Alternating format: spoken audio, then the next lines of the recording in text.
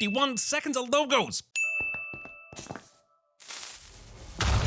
Mojang doing the wrong thing and making their creeper blow up too fast and with barely any warning. This miner's clothing is far too clean. This miner's clothing is far too clean. Yep, that's me. Narrator introduces themselves with a "yep, that's me" lazy screenwriting cliche. Same shirt, same pants. The only thing missing was my soul. Those are not the same shirt and pants, and that's not the only thing missing. The scene would have been better if adult Steve had been wearing a kid's miner helm and casually holding a pickaxe, but no. What was I doing with my life? I wasn't meant to sell doorknobs. Steve, if you sell doorknobs, why does this notepad here say chugless timeshares? Putting 2 in the mound and a wiggle in the mash without consent. Also, you can't microwave foil, which means this office either has a f***ing oven or the meal was cooked in a different microwavable vessel and then transferred to this flimsy foil container for consumption. Or he's eating it cold, all of which is f***ing ludicrous. And this time, I was unstoppable. Steve has returned to the mines to finally experience his childhood heart's desire, but comes face to face with the very same man who denied him entry decades before. And that old man has not aged a day. And we all know if you work in the mines, you age in dog years. This old man should be dead. Super dead. I could just taste the adventure. Directions unclear, have licked rock wall, tongue numb. So, I mined my brains out until I found 2 mysterious artifacts. If this mine has been around for years, how have these artifacts only just been found? It's like someone went to the effort of setting up an entire mining operation and then immediately abandoned it, except for an immortal old miser to guard it from things. The overworld! Steve walks through a fucking portal with all smiles, as if he knows he's in a children's movie with nothing to fear. He should be shitting his pants right now. The man wanted to mine for his whole life, not portal hop. Also, what the fuck is this? You can't have a half slab of dirt in vanilla Minecraft. Not that I know that firsthand, because I definitely didn't download the game to prepare for this movie and then get sucked into it for 4 days before joining a gaming group to feed my new addiction. Anyway, this movie will be taking lots of creative liberties with your precious game, and you should all Reddit riot accordingly. A world where anything you can imagine, you can create. Except, round things. And my third house made entirely of sheep's wool. It's only cute until you think about how he acquired the wool without shears.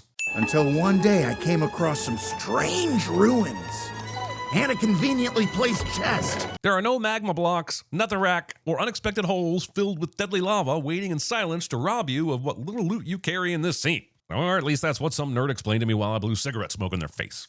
Flint and steel. If you've been dreaming of the day you finally got a Minecraft movie, and that dream included Jack Black listing things you find in the game as if discovering the clitoris for the first time, you're in for a very satisfying 90 minutes. Now, the clitoris is... We just opened a portal to a totally new dimension. That is 2 portals in 330 seconds, and also 330 seconds of narration. And he's still going! Double ding! Malgosha, the evil piglin sorceress who ruled the place. I haven't made it to the Nether yet. I was too busy hammering drywall and chugging brewskis. But I can't wait to see the game flip into dungeon mode and have to kill the boss lady. That sounds fun.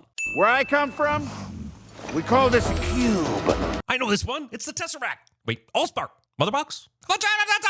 Malgosha had finally got what she'd always wanted. Luckily for Malgosha, she was just hanging out next to this portal on the off chance someone in the overworld would come through with the thing she needed. The orb of dominance. It turns out the entirely too easy mining trip earlier resulted in Steve finding an orb of dominance and an earth crystal that were mysteriously stashed on Earth. How are they there? This movie won't say. It also won't tell you how Steve knows any of this information at all, or how putting the 2 items together will open a portal to the real world and or dominate the overworld. So we escaped and stole back the orb. Fortunately, it was completely unprotected, despite being the thing Malgosha has been questing for so hard. You're the last hope for this world! Run! In the time it took you to say all of that, you could have just run through the portal with him. It's not like you were even hodoring this shit. They immediately follow him through, and you don't know that they get zombified upon exit. So he ran all the way back to my house on Earth. And right through the massive dog flap in the center of your front door for the dog you don't own. How convenient that it was awaiting him. Wait a second, putting it under my waterbed's a horrible plan. But how did you know that he put it there? You just told him to go to your house, and then you were taken away by the pig people where you stay incarcerated for however long. Now, if he'd said, but hiding it under the waterbed was a terrible plan, and threw some foreknowledge and foreboding on it, well, you'd still have a shit movie, but with 1 fewer nit for me to pick. I know exactly what Garrett is exercising for, and it belongs nowhere near this kid's movie. Garrett the garbage man Garrison? This is the mail delivery person dropping off an eviction notice that in no way needed to be delivered as if it were a court summons.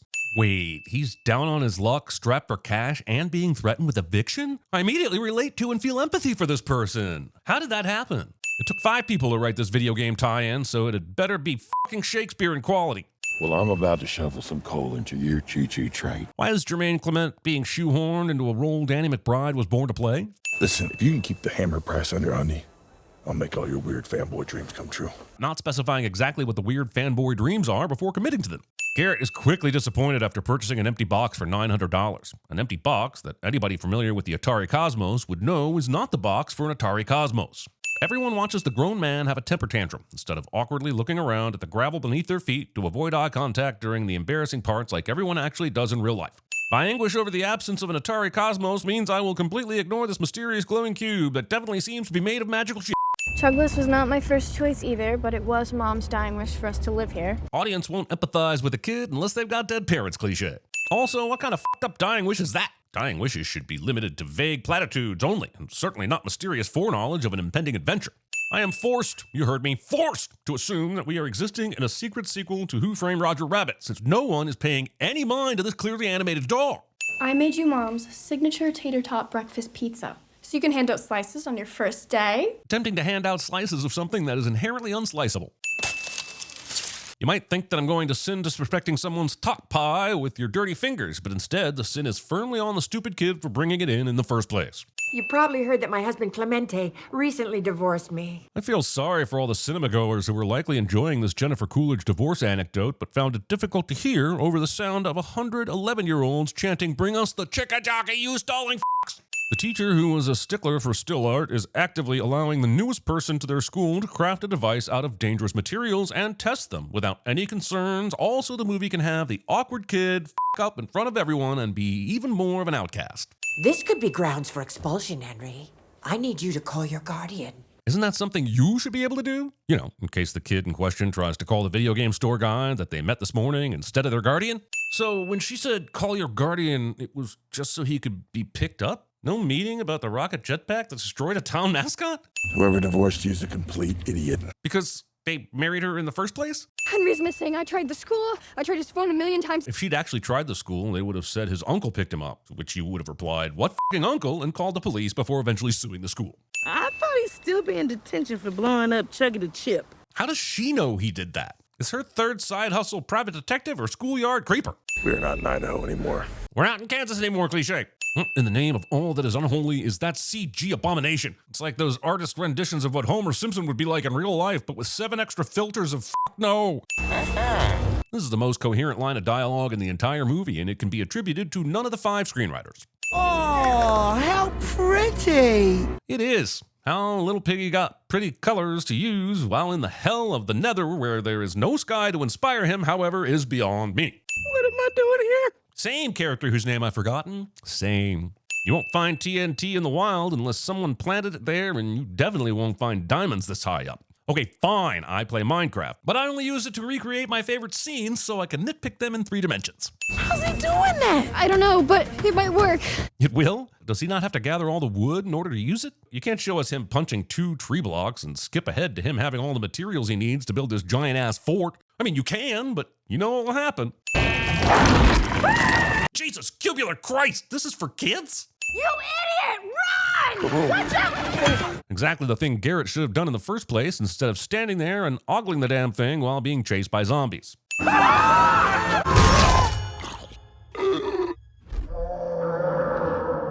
Steve X Jack Blackadon. Guess I won't be needing this anymore.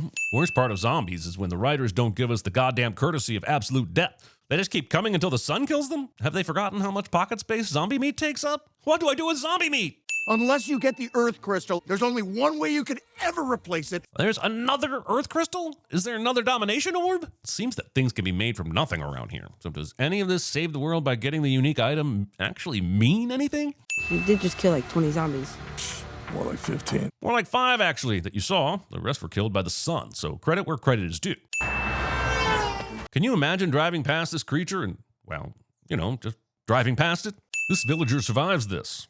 Not this, but this. You ever wonder what happens when you mix hot lava and chicken? Steve throws the lever up to open the lava machine, and then when he starts singing, the lever is still in the upward position, even though the lava flow has been turned off. There are many other things about this machine that make me angry. They mostly stem from my own personal frustration with the insanity of figuring out redstone in general. But the simplicity of a lever in the on or off position for lava flow I can understand. And sin because they got that wrong. La la la lava! Chicken! Someone was too busy wondering if they could write a lava chicken jingle that they never stopped to wonder if they should. But then it became a #1 hit, so I guess I'll go f myself. Let it cool down, man. This movie seriously thinks it has time for this. Jason Momoa eats a hot chicken leg to demonstrate badassery and shows us a mouth of masticated meat bit. My spies tell me he has taken them to his lava chicken shack. No way! I love that place! We've seen that piglins can't get there without being zombified, so how the f has he even heard of the chicken shop, let alone love it? Take this netherwort so you don't zombify. I mean, why the f does she need the orb if she can make her miners immune to being zombified? And if it's some hitherto unknown liquid version of netherwort that's unobtainium levels of rare, would it have killed you to spell that shit out? Also, I guess I'll just have to accept that we're in Minecraft 616, where everything is wonky and netherwort is actually a liquid and creepers have to be touched before blowing up and chickens cook in lava instead of disintegrating, and I don't like it! Alright, drink up, guys. You don't want to zombify up there. This distribution of droplets of liquid from a singular container amongst dozens of piglins works. Do you even realize what he did back home? He blew up Chuggy the Chip. Well, maybe I belong in this world. The editing in this movie is such a f you to anyone with a brain. We didn't fudge anything in that clip. She rants about him and then bam, he is right there in full view. He's not behind her. He's not behind Steve. He's not hiding in a fucking tree or invisible after drinking a potion, which actually could have happened, by the way. He's just there in full view where Natalie must have been able to see him coming. F this movie. Also, this is such a contrived argument. Imagine if Nemo's dad had screamed, "You think you can do these things, Nemo, but you're too creative." Just so you know, I'm more of a sister to Hank than you'll ever be. That is a very low bar, Gareth. I found one of these big-headed looking dudes that sells maps. Looks legit. How in the square-nosed f would you know a legit overworld map seller from a non-legit overworld map seller, Dawn? Also, Dawn continuing to serve the same function as a Star Wars screen wipe, but taking much longer to do it. Welcome to the stash. Storing your TNT next to an open flame and above your most precious loot. Everything we'll need to make it to Woodland Mansion. Gear that they don't even bring with them. Steve says, "Look but don't touch." and they make some shit at the crafting table and leave with barely any supplies. Kadoosh! Scene does not contain a panda kung fuing Jason Momoa to death for almost stealing his tagline while Jack Black watches on and says, "Am I that panda?" Would have been fucking weird, but I would have respected it in a game that actually contains pandas. Oh! It's a tot launcher. This movie proudly tells you that you can create anything your mind desires in the world of Minecraft, and then has its main character craft a gun. Sorry to be a 1980s stand-up comic here, but just a quick observation that the men have gone off to play with the gadgets, while the ladies have left to ask for directions. I'm gonna keep it simple for you, Steve. No diamonds. No orb. Eventual redemption or not, we spend most of this movie with main characters just being terrible, selfish, unlikable caricatures of human beings. You know, for kids. And yet somehow these villagers are still in less danger than this guy. Bad sister and realtor woman are able to fight off a horde of well-armored battle piglins because main character energy? The village people run around in the background during this attack rather than running indoors, and I'm not sure why. The emergency bell rang at the start of the attack. And you'd think that would trigger some sort of coded instinct to seek shelter. Instead, they do shit like this in the background. Nat, we have to go now. Don, I cannot leave him. He's my entire family. Movie acts like the fireball at this street junction would stop them from catching up when we all know there are ways around buildings. How quickly they all part ways is insane. We'll meet him back at the Woodland Mansion. The meet him at the Woodland Mansion plan only works if Henry A. makes it out alive and B. didn't decide to hang around and attempt to save Natalie. Garrett, what about Natalie? We'll meet her at the mansion! The meter at the Woodland Mansion plan only works if Natalie A. F it. There are piglins running up these steps chasing Henry, Steve, and Garrett right up until the point there aren't anymore. The fact that it took 5 people to write this script is even more astounding when 75% of Jack Black's lines are noises he just makes whenever he's conscious. Those things work, right?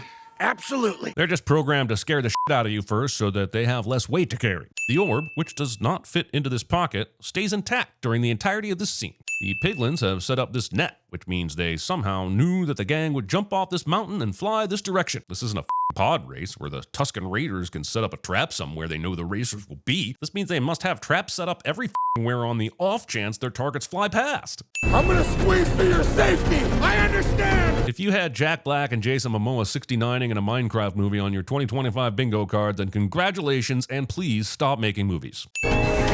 Rumor has it the intimacy coordinator for this movie was Jack Black. Nat, that's the worst boat I've ever seen. The Ocean Gate team has entered the chat. Forget it. Let's go. Come on. Forget the map. Find the map guy was your entire plan. You found him and now you're giving up. No, thank you. At what restaurant does the server bring you an entirely cooked plate of food and offer it just in case you want it? She rules over them in a dark hellscape called the Nether. This is exactly why you didn't need that exposition at the top of the movie. Just let us find out at the same time the characters need to, and trust we'll have a time regardless. I need that orb for leverage. Gotta save Dennis. Neither Henry nor Garrett ask who the is Dennis. Steve mentioned him when they first met, and they still haven't asked for any further elaboration on who or what he is or does. This character basically looks just like the first guy, but larger. There are so many other bad guys they could choose to showcase as an upgrade, but nope, just a scale up of the first guy and another roar from Piglin in the Nether. F you to wither skeletons, blazes, and magma cubes, I guess. Let's just calm down. I think this one just needs some TLC. Who sees an angry wolf and assumes they can tame it with a bone? Someone who's played too much Minecraft, that's who. Which shouldn't be anyone in this movie. Also, wait. How and when did Dennis go back to being feral? It couldn't have been when he lost his collar, because he was still domesticated enough to hide the cube and eventually return to the overworld when the portal reactivated, presumably to find Steve. Can you take us to him? Of course he can't. If he could do that, he would have done it himself ages. Oh, f me, apparently he can. Why does this movie reject logic? What does that mean? It means that, despite the portal to the Nether being somewhere farther away, the large brute has somehow found you, and the plot remains vapid and predictable. My life sucks, kid, all right?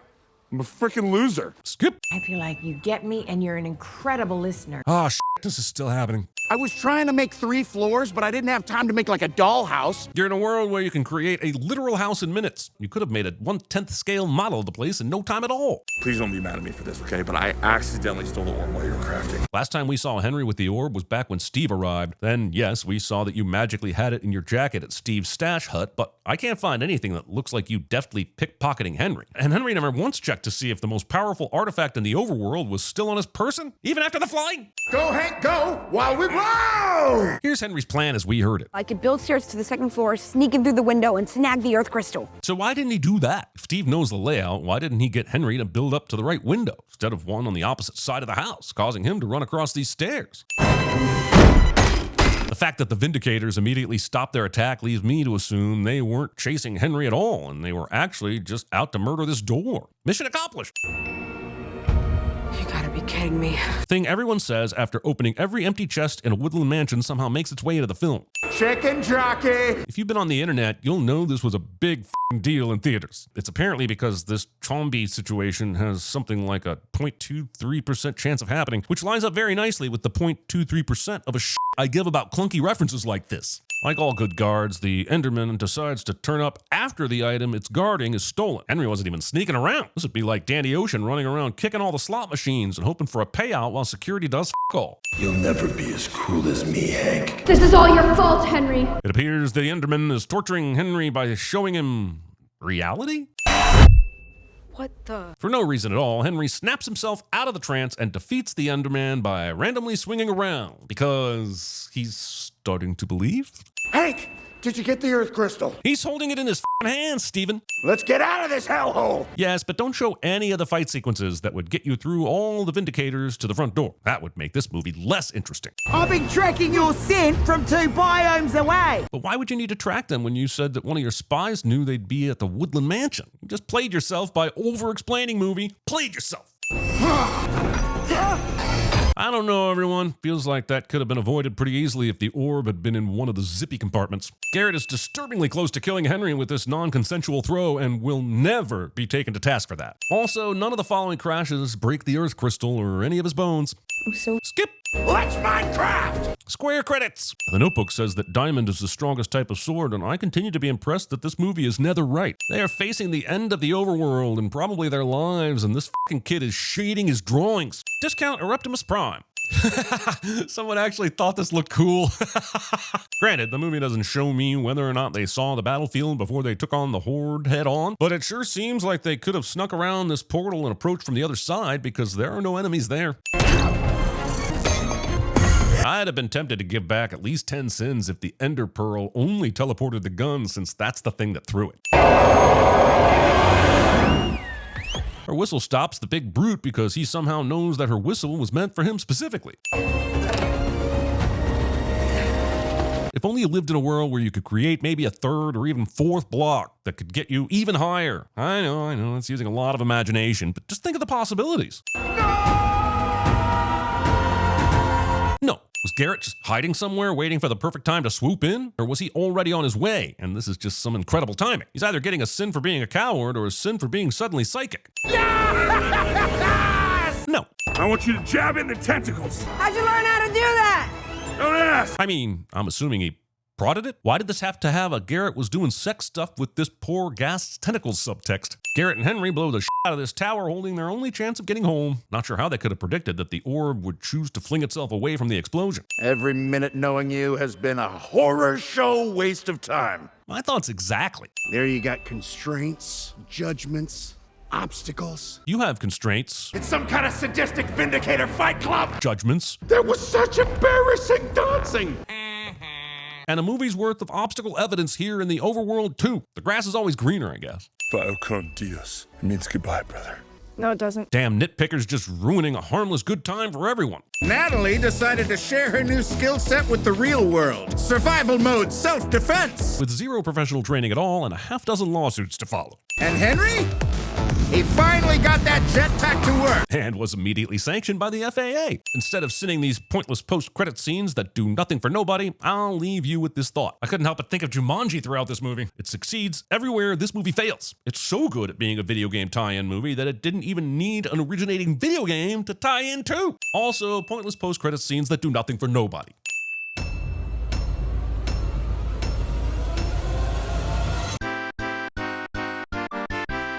The overworld. Flint and steel. The Nether. Steve. The villagers.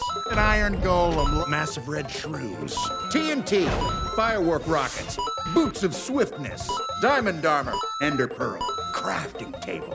Elytra wingsuits. A lava bucket. Water bucket. The Woodland mansion is redstone. Nether wart. My creeper farm. Vindicators. Evokers. Enderman. Chicken jockey. Slime cube. Let's Minecraft. Alex. Who taught you shapes? Yep, that's me. You're probably wondering how I ended up in this situation. Napoleon, give me some of your tots. No, go find your own.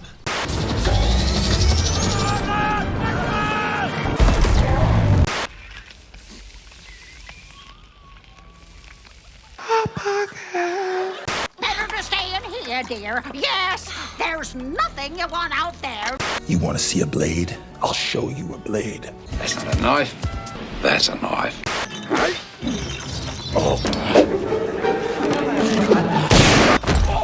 Can you fly, Bobby? No one in the Nether was ready for it. Guess you guys aren't ready for that yet, but your kids are gonna love it. A new power is rising.